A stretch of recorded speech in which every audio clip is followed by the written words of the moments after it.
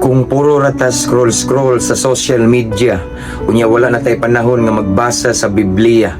Sa pag-alagad sa Ginoo kita gayud magakaluya. Dali ra ta maluya kung atong mga kauban mga luya. Higala ang panahon ra ba karon di na komedya. Nag-abot-abot na ang mga lain-laing mga trahedya.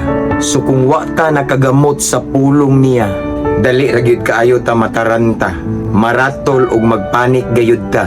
Apan sa mga himasahon og Bible, in times of trouble, di gyud na sila mo action og karatol. Di sad na sila kamao magbagulbol. In every situation, always na silang grateful. Sa mga paglutos, dili sad na sila manukol. Magpabilin ra na silang cool. Kay kabaluman silang God is in complete control. Ingana ta kung pulong sa Ginoo may atong pundasyon. Sa mga atake sa demonyo, dili ta masayon-sayon. Kamao ta mo paubos sa panahon nga kita sulayon. Bisag kapila pa ta nila sa wayon. Kamao sad ta mo ignore sa mga nagpalibot nato nga mga suyaon. As in sa mga unos kamao ta magpauyon-uyon. Kana bang kamao ta mo sabot sa bisag unsang sitwasyon.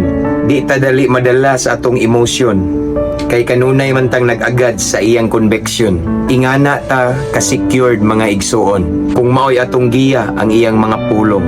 Ug siguradong sa kalampusan gyud ta padulong. Mabungahong kagabion mga higala, ampo, amping, abantita. To God be all the glory. God bless.